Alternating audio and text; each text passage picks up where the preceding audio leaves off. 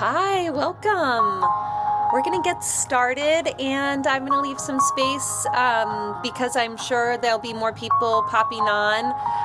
Everyone who has registered for this particular webinar titled From Reaction to Energetic Action for Overwhelmed Parents is a busy parent. So I anticipate people will be coming and going as they need to, but we're going to go ahead and get started now. So, hi. This is being recorded because I do plan to send out the recording to everyone who's registered, and I also plan to post this on my YouTube channel. So there's a lot of different ways to participate. The recording will be in speaker view, so it will only record people with their cameras on who are speaking. So if you do not want to be part of the recording, please keep that in mind. And I really encourage you at any point during this webinar to interrupt me. You can come off mute and ask questions. You can add things into the chat, or comment, or raise your hand. So there's lots of different ways to participate. Also, I'm going to start a slide in a second, but we'll have some time at the end specifically for folks to ask questions or share stories as you feel, stories that you feel that you want to share, to get a little bit of like one-on-one brainstorming support with these tools that we're going to be going over. So let me get ready here. All right, I'm going to share my screen. So here we are, from reaction to energetic action. And my name is Anna House. Here's our agenda for our hour and a half. We'll have a welcome, a grounding, and then we're going to talk a bit about the human energy field, what it is, and how we can use an understanding of it to really intentionally use our energy to impact our parenting. And then we're going to chat a bit about preparing the energetic environment. And that's going to lead us into the 5 parenting hacks that I have created to help you create positive outcomes for your kids without feeling overwhelmed, stressed, or frustrated. Or if you do feel those things, for having tools to turn it around and maybe have a little fun, a little ease, or at least a little less pain. So I'm just going to jump right in and share a little bit about myself. And then I'd love it if you would each share, maybe just in the chat, a little bit about yourself so that I know kind of where we're at here as a group. So my name is Anna, and I started on this journey years and years ago. I often say that it started in high school when I was really setting out in the world as an activist. I was so determined to be part of creating peace on earth. And then I realized, hey, I could do this by working with kids. It felt really clear to me that adults were kind of a dead-end road for me, and I wanted to start with teaching kids and raising a whole new generation of children to be stewards of the earth and ambassadors for peace in our communities. So I started out as an early educator, and I spent 15 years doing direct care in classrooms, including running my own Montessori program and being director of several early childhood programs who were either Montessori based or wanting to be Montessori inspired. And so through the work of Dr. Maria Montessori, I started to understand concepts like preparing the environment, freedom within limits, and how to follow the child. So all of those kind of got incorporated also into my parenting. I started off as a young parent. I have 2 kids. They're right now ages 23 and almost 17. Next week is her birthday. And And then I transitioned into a role as an activist and a community organizer. And I spent almost 10 years doing community organizing and direct advocacy work around policy. And yeah, that was pretty exhausting, but it was really eye-opening as well. And in that time, I decided that I did want to work with adults. I saw the power in bringing adults together, because now I wasn't just impacting the lives of a handful of kids in my classroom or just the kids that I was raising, my own children, but by working with adults, I was starting to have the ability to impact the lives of all of the children in my entire state here in Vermont. And that felt really powerful. And so through my own experience of looking at personal process and how to develop myself as an individual person doing healing work, which came from this experience of being out there shouting and calling for peace, marching in the streets, and then coming home and having my two kids just screaming and crying, and there was yelling in the house, and there was frustration. And I started to think about, how can I even expect to create peace in the world if I can't create peace in the four walls of my own home? And so that's when I shifted to doing my own personal process work. And as I started to focus on myself and create peace within myself, it was like magic as it started to spread out into my home. And slowly things began to shift in my family and with my kids. And then I was able to see how I could start to bring that out into the world, maybe into my neighborhood, maybe into my community, my town, my state, maybe my country, maybe the whole world. And I chose to study at the Barbara Brennan School of Healing, where I learned about how my own mental and emotional health directly relates to my physical health, and then ripples out and impacts my relationships. And that's what I want to teach all of you about today. So this idea of how to shift from a place where you're, feeling in that space of reaction, and how to use an understanding of energy to help you shift how you feel, and then how you create the energetic environment in your home, and then maybe even some games. So what I really believe is that in finding holistic health, we can each be part of our own personal and collective quest towards more peace, joy, and love. So here I am, just reading off the slide. I'm a mother of two. I'm an educator. I'm an energy healer and a family coach. And you're going to get lots of all of those different parts of me in today's webinar. So, welcome to the folks who joined while I was doing the little intro about myself. I'm so excited you're all here. I'd love it if everyone who has joined live on Zoom could introduce yourself in the chat with your name and one, couple of words, a short sentence of what brought you here today. And if you're watching the recording, you can add a little bit about why you're interested in this concept in the comments below, and we can have a little bit of a back and forth. So if you don't mind taking a moment to just type into the chat what brought you here today, I think that'll help us move into the next section here.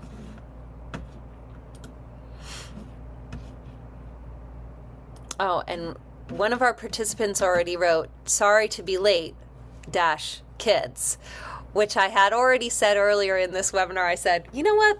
I'm just going to say right out loud that people are going to be trickling in because everyone who signed up for this, well, they have kids and they're a busy parent who has got to, manage a lot of things just to even take a moment for yourself, to learn something new, to build community. It does take effort.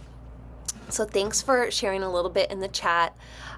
We've got a mom here of a 4 and a 6-year-old, both boys, and yep, same reason that she's late is the same reason she's here, because kids.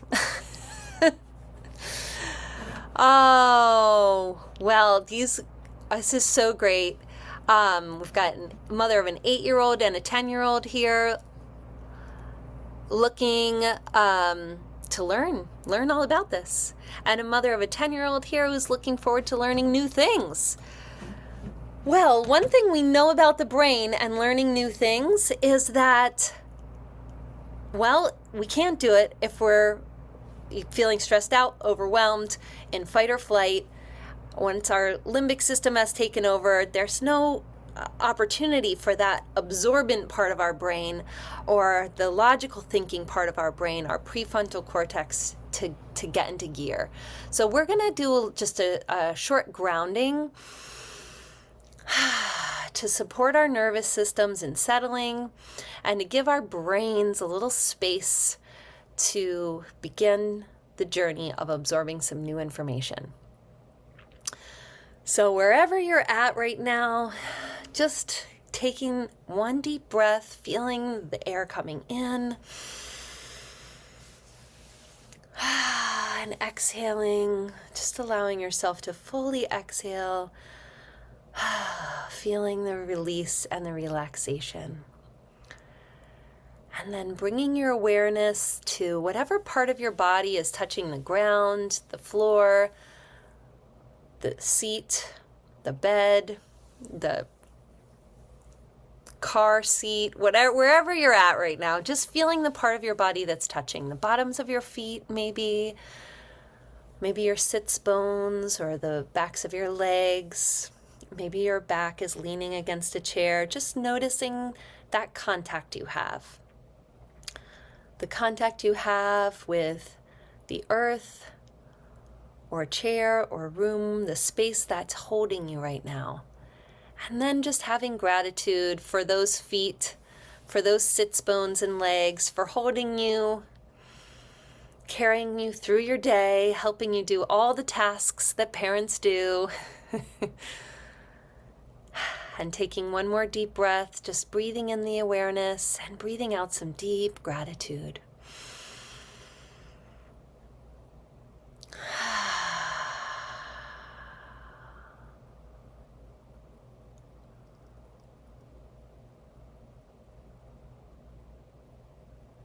Yeah, just feeling how that may have shifted the way your awareness is about your body. Maybe you feel like a little heavier now. You feel that kind of lead weight just dropping, allowing yourself to take in that settled presence.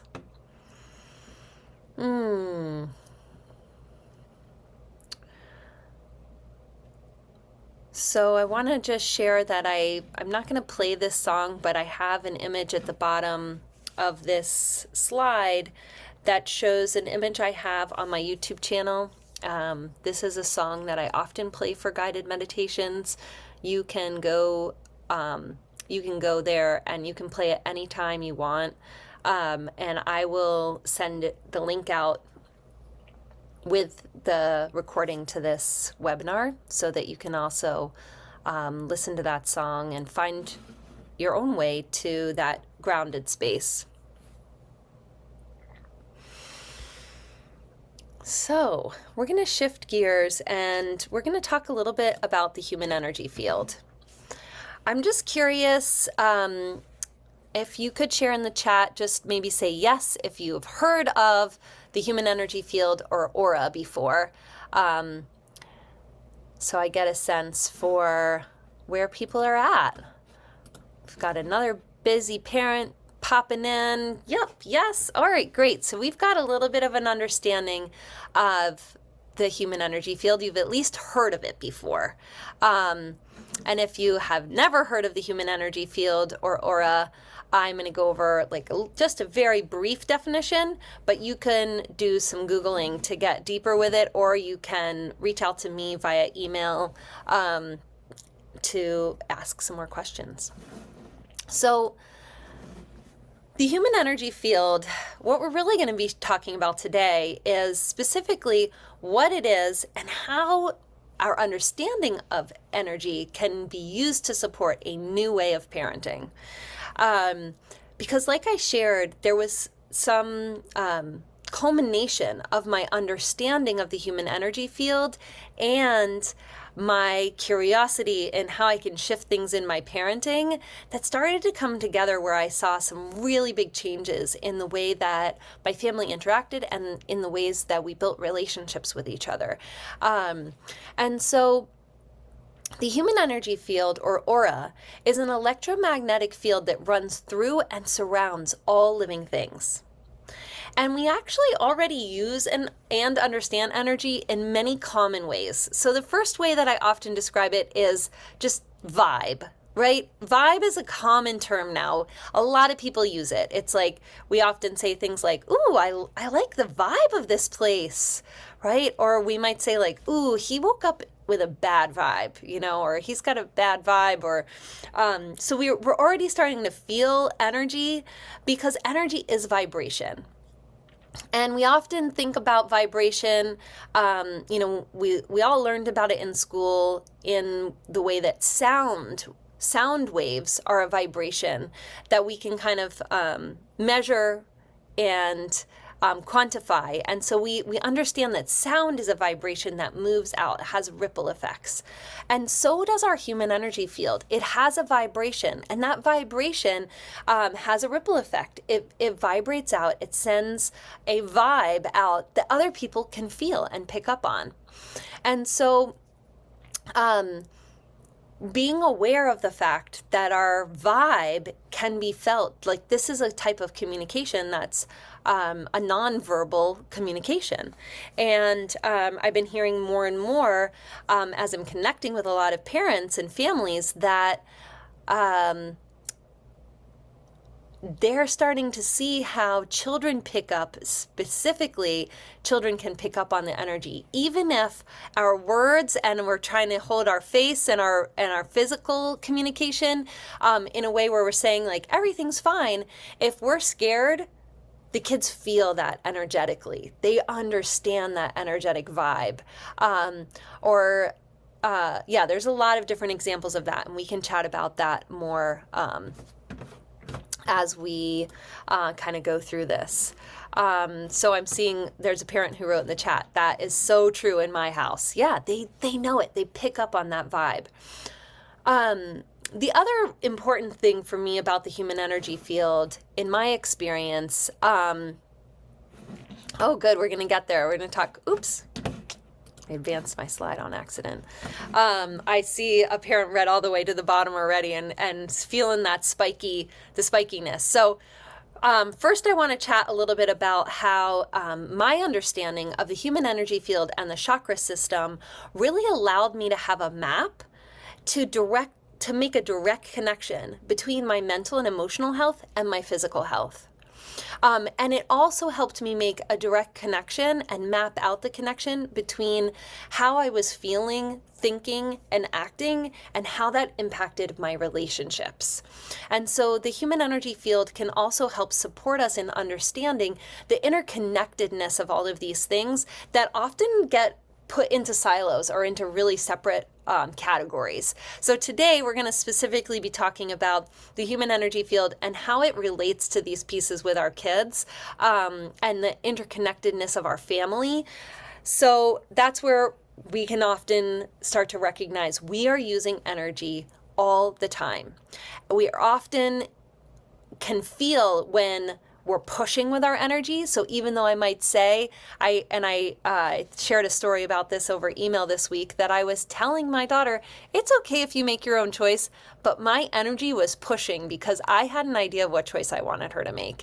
And she felt that pushing, even though I was saying, oh, it's okay, do whatever you want, right? But I was actually pushing with my energy.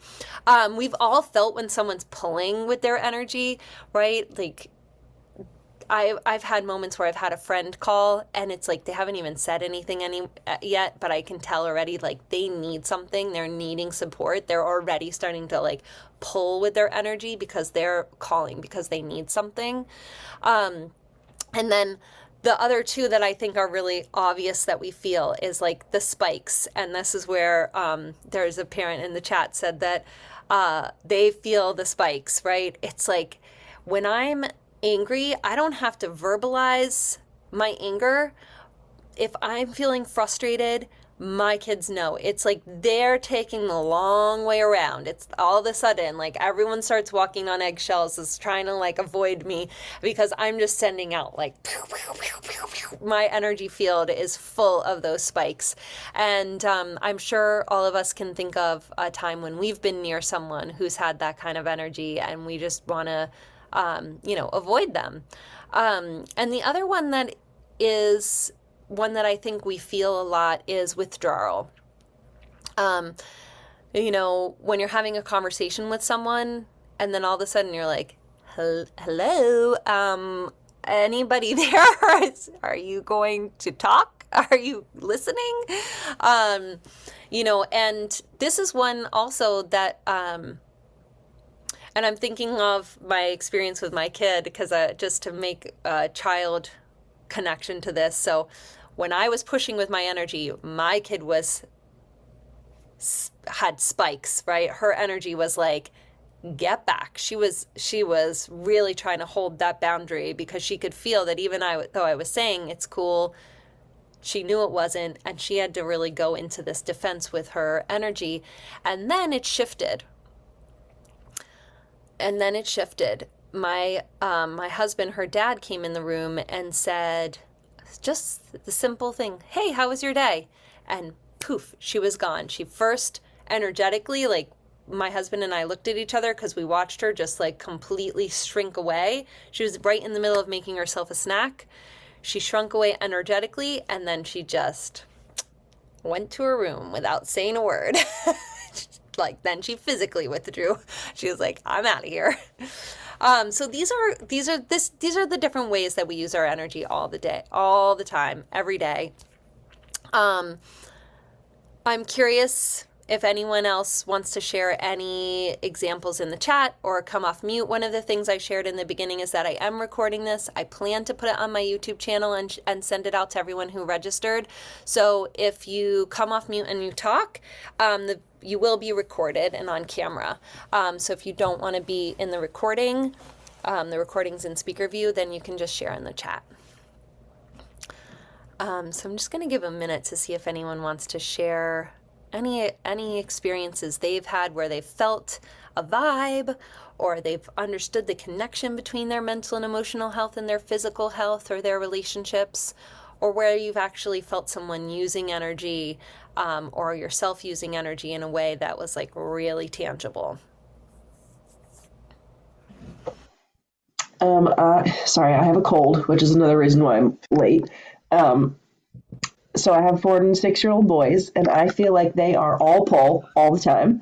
And a lot of times my response is like super spiky because it's just constant need on their end and just sort of burnoutness on my end. Thanks for sharing that. I think that's something we can all relate to.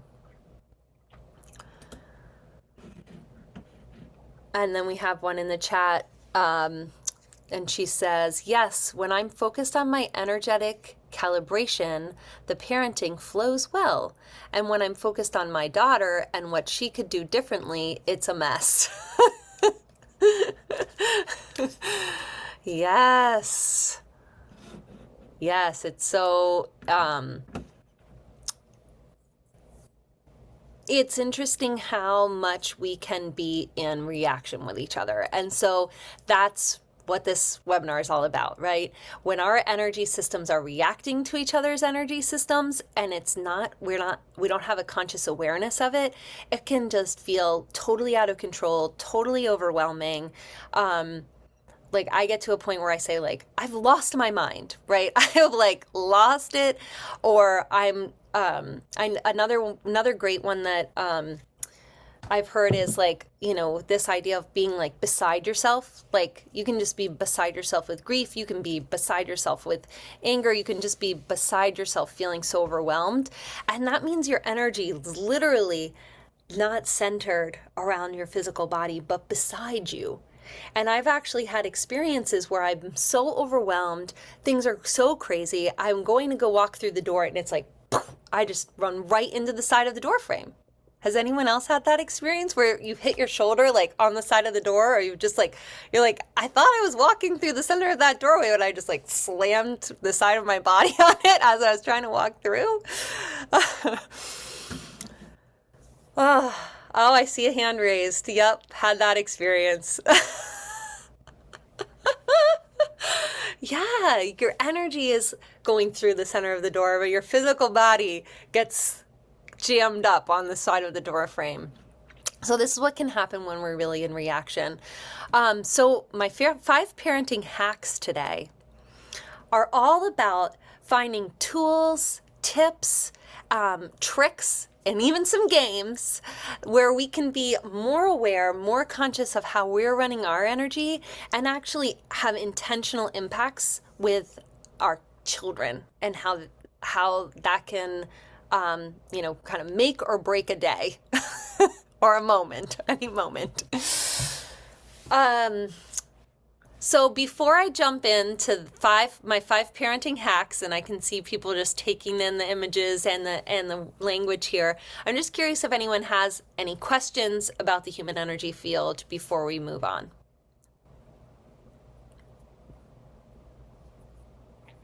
All right, I don't see any questions popping up. If you're watching this recording, feel free to email me directly with your questions or write them in the comments, because I really love answering questions, solving problems. That's when my brain like starts lighting up and turning on. So, the 5 parenting hacks. We're going to start with build the energetic environment. Then we're going to talk a little bit about creating a healing response. And then we get into some of the fun stuff, and that's the element of surprise, big energy versus little energy, and what I call mom kung fu. Quick disclaimer, I have never studied any kind of martial arts or qigong or anything like that, but I am a big fan of kung fu movies. So I've taken some tips from some of the kung fu greats, and I put them to use in my parenting. Okay, so starting with building the energetic environment. As I said, when I studied as a Montessori educator, preparing the environment was such a huge piece of the puzzle, so to speak. And so in that sense, as a teacher, my goal was to prepare the environment, prepare the classroom so that children could be most successful and independent possible when they came into the classroom. What I have found over time is that that was a big focus on the physical environment. But as parents, we have the opportunity to not only impact our physical environment, but to also look at what is the emotional environment that we're preparing? What is the spiritual environment we're preparing? And what is the energetic environment that we're maybe already creating unconsciously? And how can we bring some conscious intention and awareness to bringing that energetic environment some really, some love, attention, and care? One of the things that's a key part of my philosophy is that when a child is having, an undesirable behavior, when we're in a situation where we're in conflict with a child, the behavior is not the problem. The child is not the problem.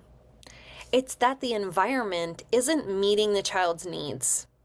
So when we think about building the energetic environment, we really want to think about what is the need that's underneath this behavior or sticky point in the day, and by consciously, digging, kind of, it's like mining the gold of the moment. We can start to discover those underlying needs, and they often are energetic. So I'm just thinking really quick, because again, this is how my brain works. So I'm thinking about what you shared around, like, all right, so my kids are so needy, and then they're pulling with their energy, and that's making me feel drained and frustrated. So I go into spikes and I'm like, get back, I need some space, right? And so, when we're thinking about these moments and thinking about it from this perspective of like, okay, yes, kids are needy. They're, especially infants can't take care of any of their needs on their own. But as our children grow older and they gain physical skills and they gain verbal skills, we can also give them energetic skills. So thinking about, preparing the environment so that our children can start to meet their own needs can really help in supporting us with getting the space we need to meet our own needs. And I guess the other piece I wanted to put in here around energetic environment is that think about all the senses, because all the senses can impact the energy that we feel. So just changing one little thing can sometimes really make a difference. And one of the little tricks that I talked about on Facebook yesterday, when I was sharing some tips around procrastinating before dinner time, because our kids always are the most needy when we get busy trying to cook dinner, right? And one of the tools that I shared there around preparing the energetic environment was thinking about playing some music, right? Putting on some music, I like to put on my kids' favorite music. It's not always what I need in that moment, but it lets her know that I see her, I care for her, and I'm already like preparing an environment in which she feels seen and heard and valued, because when she comes into the kitchen, it's like her favorite song. So music is one way to impact the energetic environment. Amy says they notice that music helps too. And then, so then another sense is sight, right? Our sense of sight. So thinking about the lighting. Lighting can change a lot. By shifting the lighting, you can really shift the energy or the mood in the room.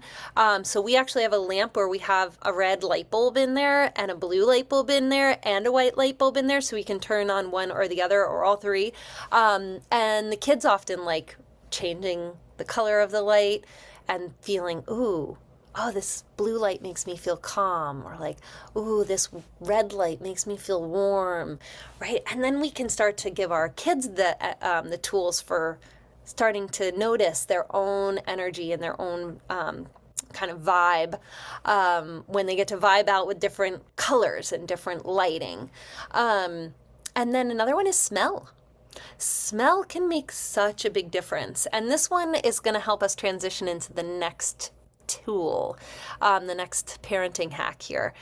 Because for me, one of the things that really helps me feel settled is when I have the nostalgic smell of hot apple cider. So I pull this out not just in the fall, any time of year. Just a little cinnamon in the air, a little cinnamon and clove and apple, whether it's a scented candle. I like natural candles with essential oils, or whether it's actually putting just a little bit of water on the stove with a stick of cinnamon and a few cloves and letting it boil, some mulling spices.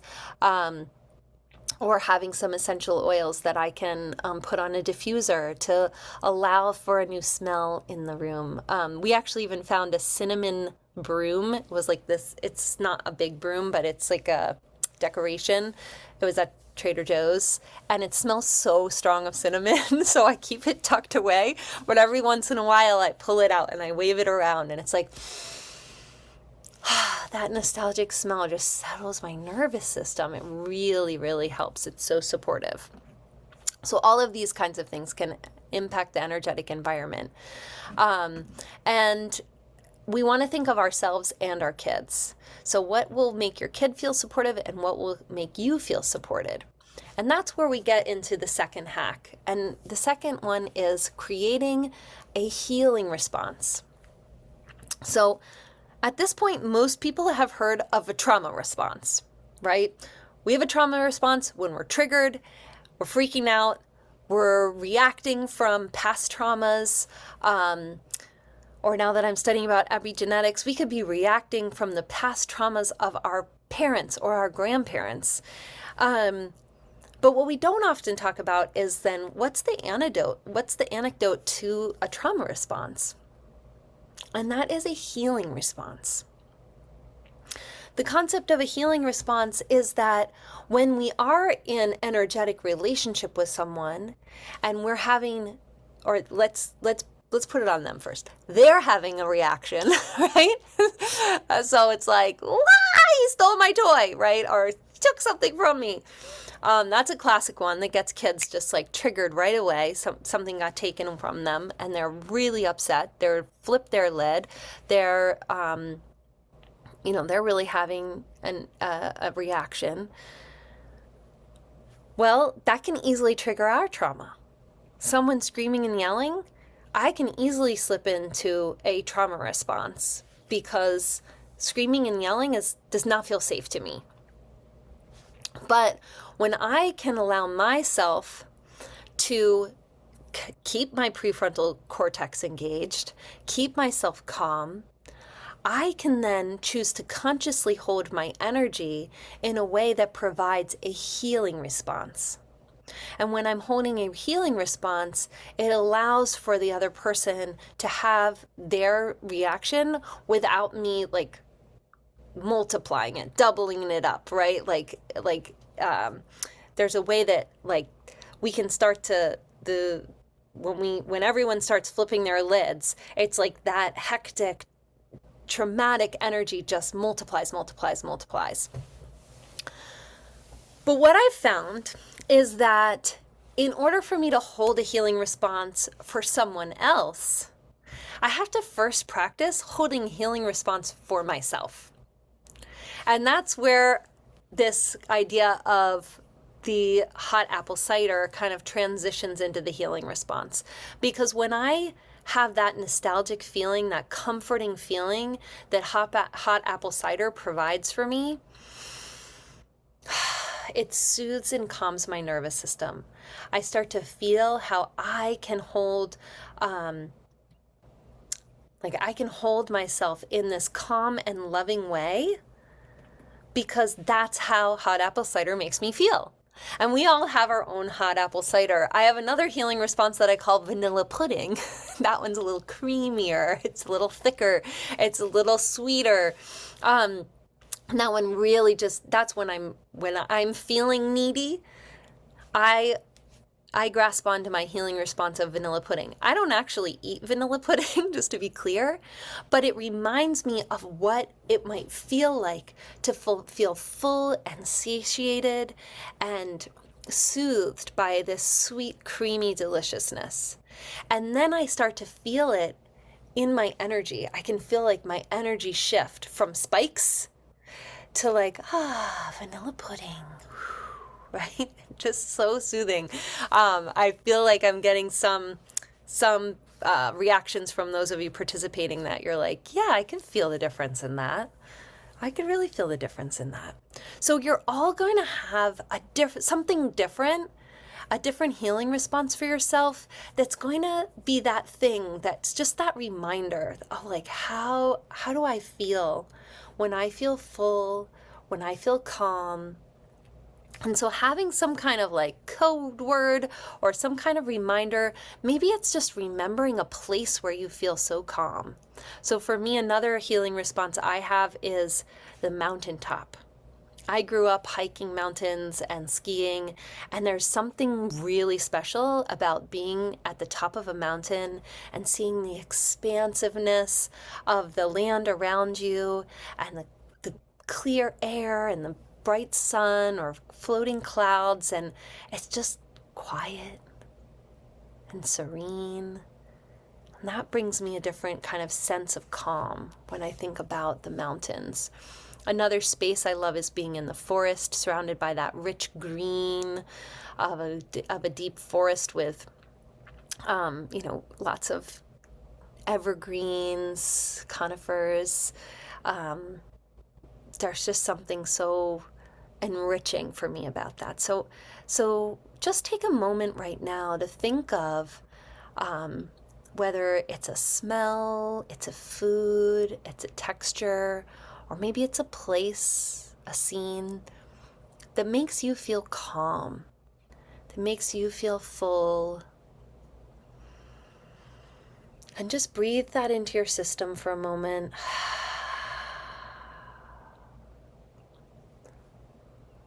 One tool I use to really settle my nervous system is exhaling with a sigh. So maybe just taking one sigh in your calming space.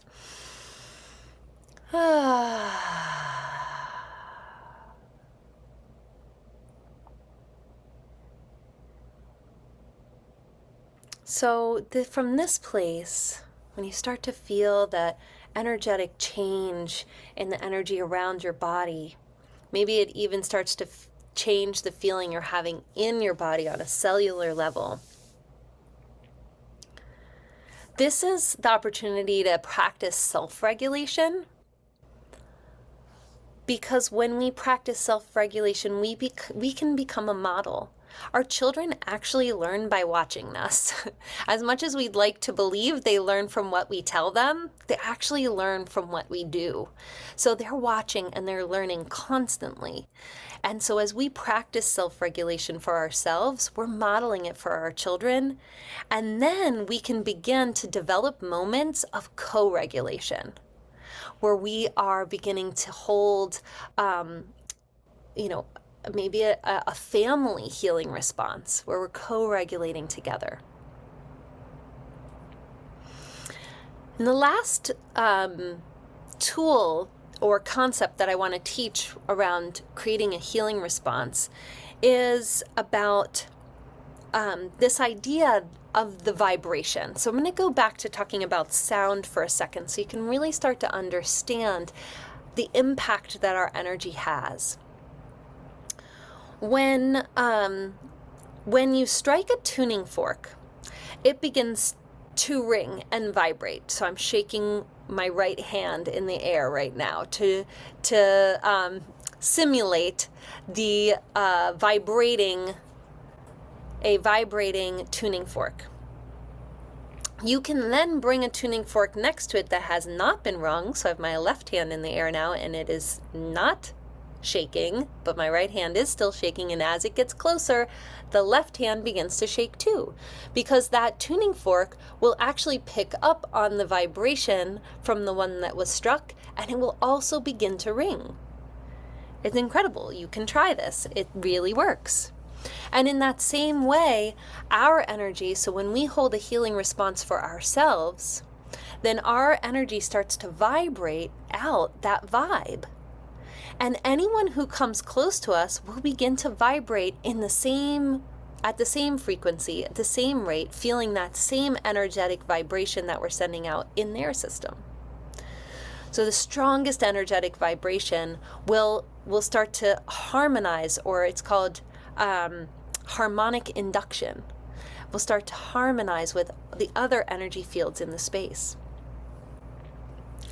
And this is why it takes a lot of practice, why it's important to practice on our own, because, well, our kids can have very strong energy fields. They can come in and really disrupt a space pretty quick because they're really strong in holding their energy.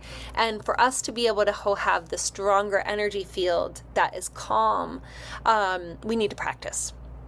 But it is possible. And sometimes we don't do it perfectly, and that's okay too. We just try. We try our best. All right. Next, I'm going to transition into the last three kind of have more like fun games and different little tricks involved. But does anyone have any questions or comments about creating the energetic environment or creating a healing response before we move on?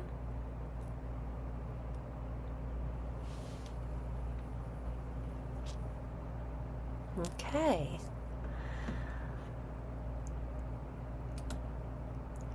Let's get into the fun stuff.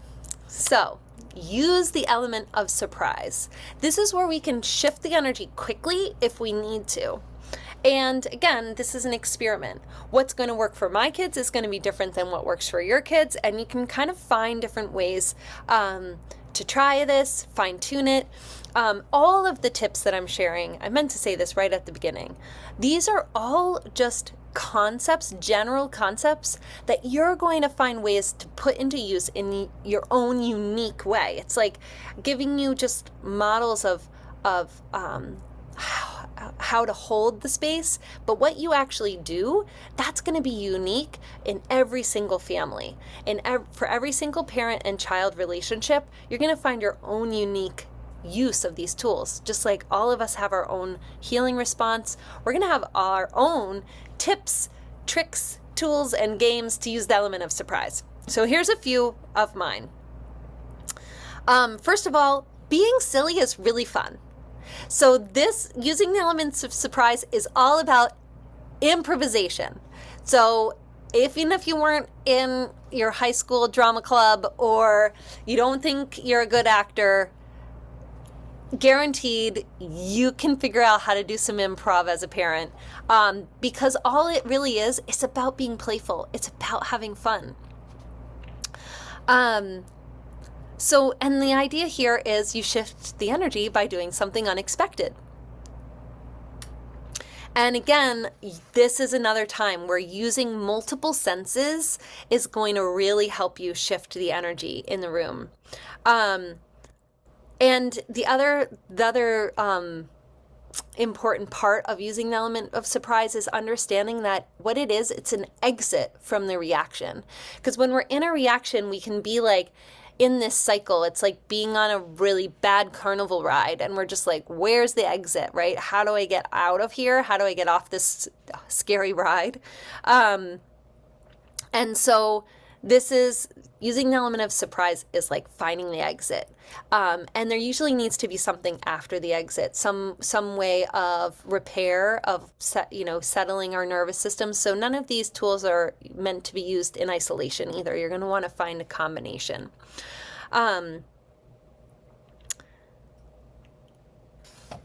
So this is all about finding your center and making a direct choice to take energetic action instead of being at the whim of the reactions and the triggers or the trauma responses. So a couple of fun ways I like to use the element of surprise. These are some pretty silly ones, but ones that made major shifts in my family. So my kids, let's see, they were probably about 7 and 12 or something like that. I think that's the age gap there. And I just like, even thinking about them at that age, like already brings up a lot of anxiety for me. They did not get along. They fought and they fought and they fought. And I've always said my kids get along great, but just not at that time.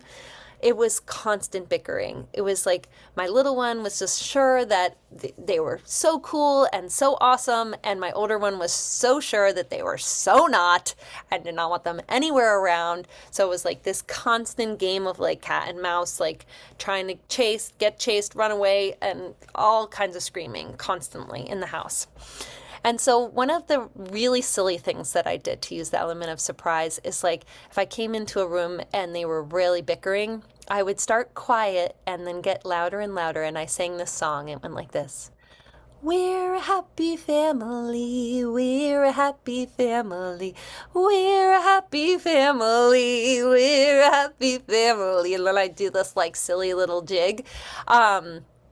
They hated it, first of all. This is not about doing something that your kids will love, but it got their eyes rolling. They were like, oh, Mom. But all of a sudden, instead of bickering with each other, they were on the same side now. Now they're like, oh my God, our mom is ridiculous. She's embarrassing. Like, what is this song? It's awful.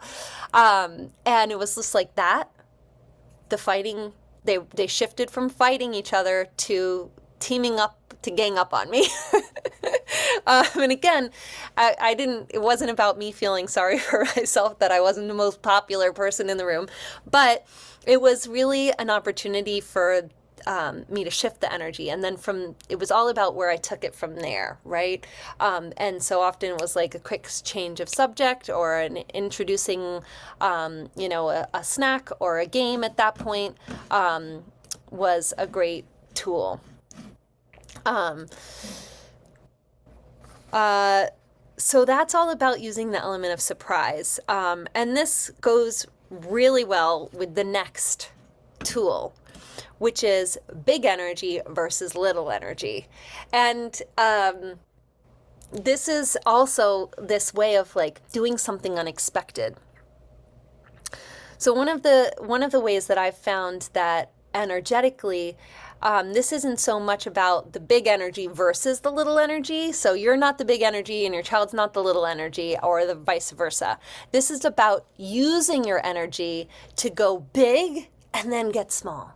You can project your energy to be really big, and then you can draw it in. And this is another experience we've all had with our energy. We can really control how large or expanded our energy field can be and how tight and close in it can be.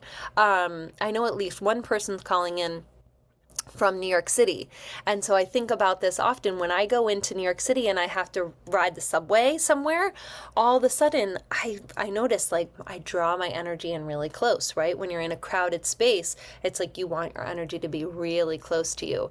Whereas when I'm on that mountaintop, whew, that feels amazing. I can expand my energy so broadly. I love it. We've got some exclamation points for shifting in the chat, and the Statue of Liberty. I mean, what a powerful stance we can take to really have that big energy, right? So this is all about, we do this in an unconscious way when we move through space. Where we can take up more space with our energy, or we take up less space with our energy. And when we can bring a conscious awareness to that when we're with our kids, it can really help us, again, like kind of own where the energy's at. So often reactions are big energy, right? It's a lot of energy. And like I was saying, there's a need underneath that. There's often a need. And our children, they do need us. They need us, and they need a lot of attention. And so we can get caught in cycles where the attention seeking, the biggest energy that they get is when we're like, stop doing that thing that's driving me crazy, right? That's like the biggest energy. And so when we can be aware of where we're focusing big energy and shift it. So the same child who we just, told stop doing something with a big energy might bring us something they worked really hard on, a cool Lego creation or something. And we're like, oh, that's cool, right? All of a sudden, that's much smaller energy. And so when we can start to shift and notice, oh, wait, they just showed me something they worked really hard on. I wonder if I could expand my energy in that moment and offer them a lot of energy for this really cool thing they just showed me. It doesn't always have to be like a whole song and dance, but it could just be enough of like, oh, wow, I want to look at all the detail you put into this. This is, ooh, I like this blue block you used, and, and noticing details about it, naming the colors and the shapes that you see. And so this can also be something we can use in an acute moment. So again, let's imagine some children are bickering, right? They're frustrated. There's some kind of scuffle going on.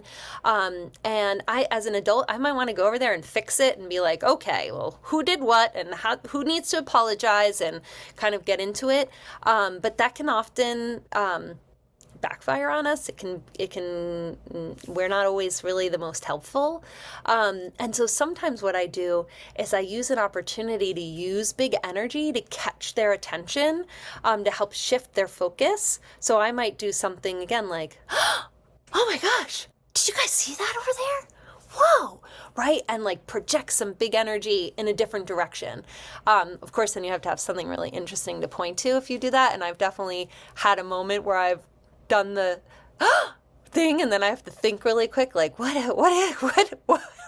what did I see that was so exciting?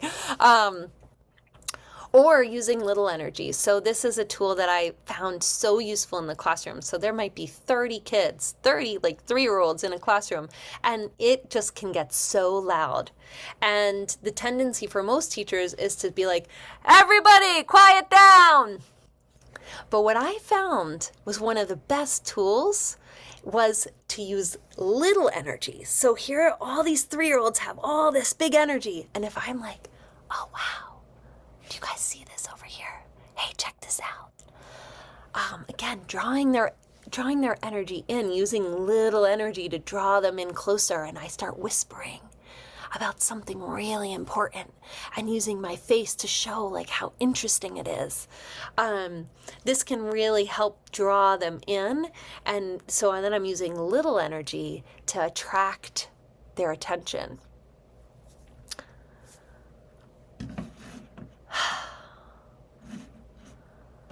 Oh yes, I love this. So in the chat we have a parent who wrote, funny story, I lost my voice for 2 days, and the only way the boys would talk to me was by whispering, right? Because you had no voice, so all of a sudden they felt like they had to be quiet too, right? It's like amazing. I bet you found a lot of alternative ways to communicate, and they probably really felt it. That can be so powerful.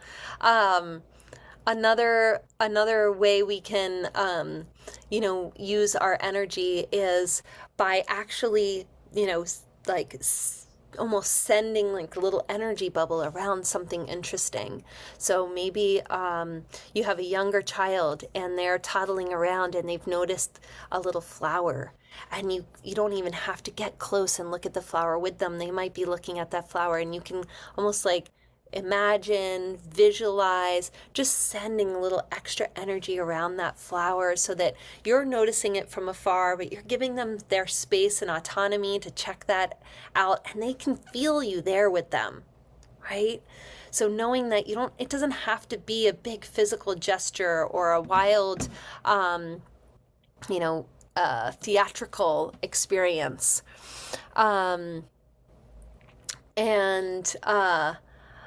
Or we have a mama who's going for nap time. See you later, mama. You're doing an awesome job. A good time to use little energy. Nap time energy. All right, see ya. All right, another big energy that I love. I have 2 more tips in this one. I call it the Mrs. Doubtfire. So this is, again, kind of the element of surprise, maybe something they weren't expecting. But this is really helpful around transitions or around moments of like manners or, whatever experience you're having where you might just want to, instead of having to be the parent who's like being the nagging parent, you can like become another character who can offer insight. And so I call this one the Mrs. Doubtfire, because I love when Robin Williams like turns into Mrs. Doubtfire and like offers all this wisdom, right?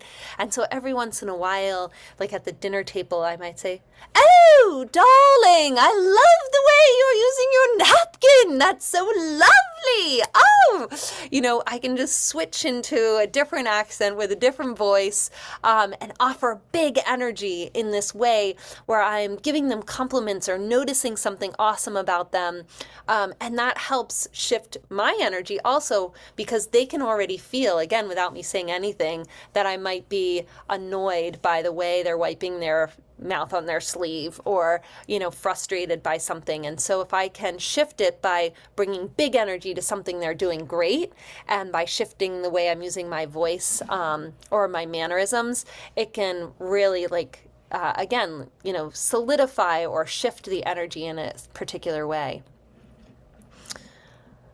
Oh yes, help is on the way, dear. I love that in the chat. Yes, characters. It's just so great. And you're reminding me I had a great opportunity for this, right, in dramatic play, where I was actually engaging with a child who wanted to do and the parent of this child's on the call, that's why I thought of it, we were playing Hotel. And they were the very, very clear and strict host. And I came in and I got to be all these different characters. So I was the one who lost their bag and was frazzled. And then I got to be the one who was like, just even bossier and more in charge. And then I got to be the one who was like, just absolutely in love and on vacation. And when every time I shifted my energy, it gave us a new way to engage. And this was all in playful time, so that when there's a moment where maybe we're trying to get out the door, or we're trying to go somewhere, like those characters can kind of come in and be like, oh, I'm on, what was that? Are you packing for a trip? I'd love to help you pack for that trip. Okay. So that's Mrs. Doubtfire, or the use of characters to bring big energy. Now this one's about allowing your child to have some control. And this one's really fun. In our family, we call it freeze, unfreeze. I've seen it called pause, unpause. I posted a story on my Instagram the other day, and it was great. It was actually a barber who was cutting a child's hair, and every time the child said stop, he turned the clippers off, and then the child would say go, and then he'd go back to cutting this little guy's hair. And so this is the idea here, is like giving your child the ability to have that power, to have that control. And so they get to choose when the energy's on and when it's off, and when it's on and when it's off. And so for my daughter, this was freeze, unfreeze. And it didn't matter what I was doing or where we are or what was happening. If she said freeze, I would just freeze. I would just, no sound, no movement, sometimes looking around with my eyeballs, and then unfreeze, and then I could move again. So it's kind of like freeze dance.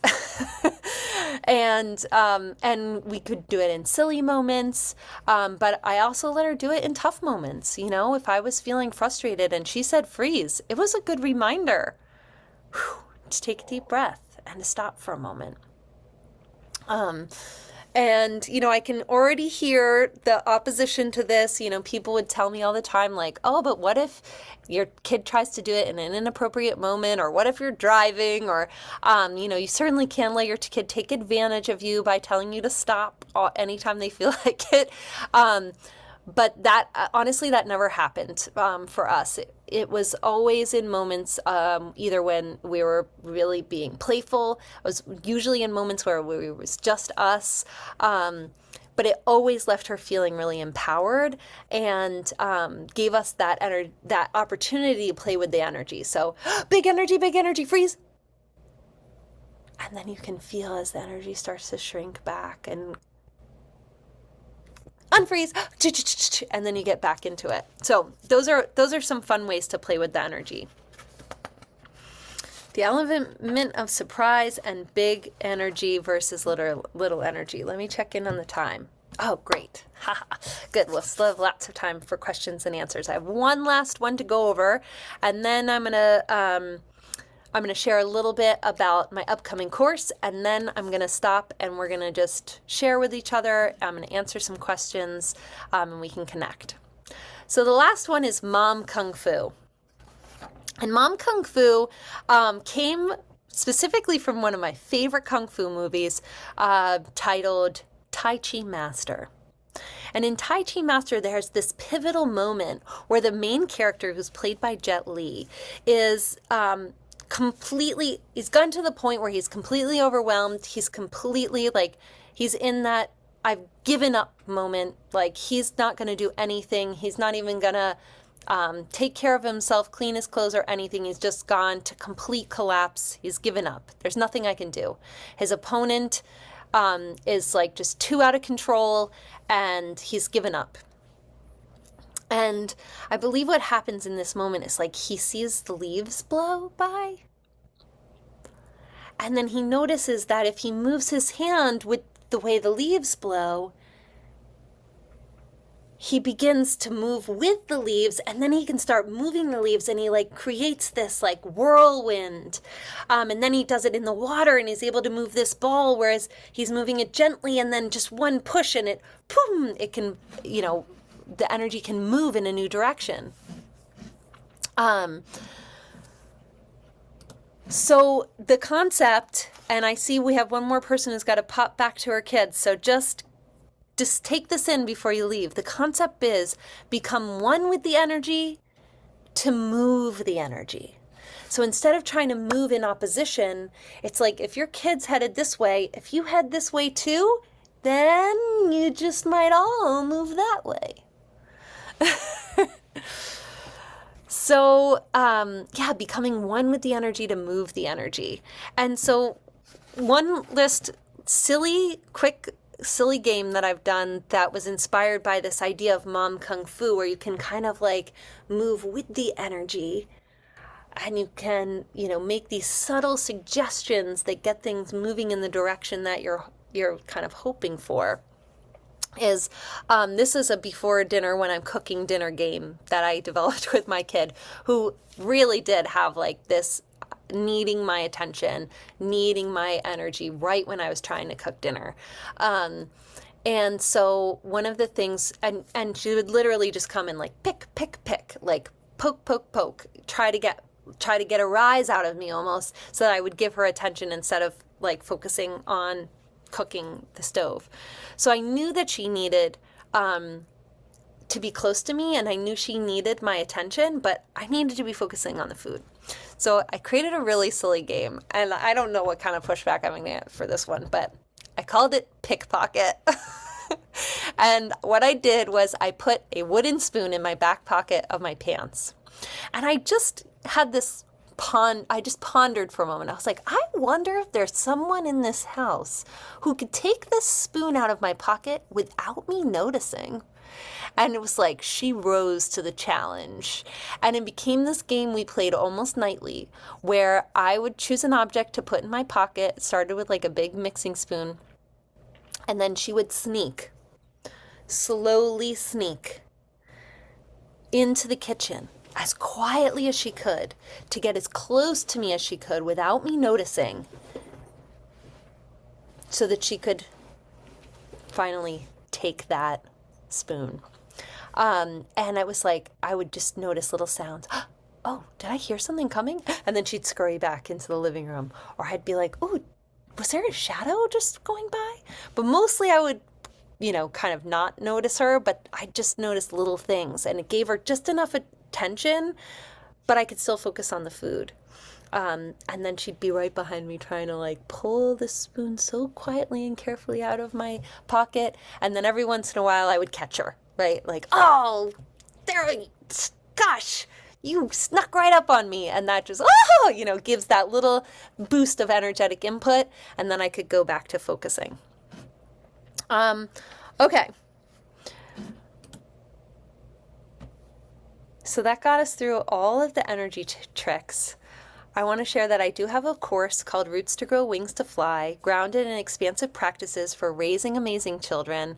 It's 5 modules with 5 videos each, and we're going to do 5 weeks of live coaching starting next Sunday. You're all going to receive some emails about it. The first cohort of families who joined me for this course received just incredible shifts in their daily lives. It's where I teach a lot more dynamics about tips and tricks like this. And I've added 3 new bonuses. So I have a bonus video about family values with a worksheet on how to develop your own family values. I have a whole list of energy games, ton more energy games in this list. And then some specific tips for transitions, for those tough transitions in the day. So those are all going to be bonuses to the course, on top of all the information that's in the 5 modules with handouts and tools. All right, so this is what you're looking at here is when you purchase the course and you log in, this is the back end where you get to see kind of how it's structured and all the different modules and videos that are here. So module 1 is titled Slow Down, and it starts with an introduction and then a guided meditation. And then we chat about the scientific method of parenting, how to put it in action, and then a little bit more about the human energy field. In module 2, we talk about building trust, and this is where we specifically go into the power of the stories we tell. I have a handout that's called The Wheel of Awesomeness, where we go through opportunities to tell awesome stories about our kids and really describe their awesome qualities, as well as being role models of positive qualities that we see in ourselves. All of that helps create trust. And then we move into creating connection in module 3, making contact, both energetic contact, physical contact, and emotional contact. And there's a lot of great tools and games in this module. And then modules 4 and 5 are both titled Creating Independence and Success. Part 1 is about routines in everyday living. And this is where we really kind of get into like more of the physical, what is the physical quality of the space? My favorite module is the truth about reward charts. It's not what people think, because rewards and punishments just don't work, but using tools to help us focus on our energy can. So this gets a lot more into that energy piece. And then finally, module 5 is all about positive outcomes, and shifting how we're using our language from authoritarian statements to supportive parenting solutions and family gratitude practices, as well as brain tools, one of my favorites. And there's going to be some bonuses around brain tools too, because there's a lot that I've learned even since I created this course.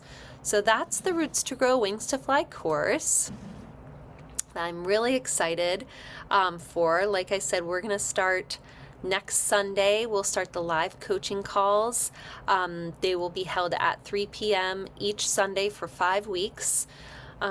So this week I'll be sending out more information and emails with details about what that might look like, and really excited to call in some families to build community together, be supportive and vulnerable together, and start to try out some of these new ways of thinking about how we might be able to experiment in our parenting to create more independence and success for our kids. Thank you so much for joining.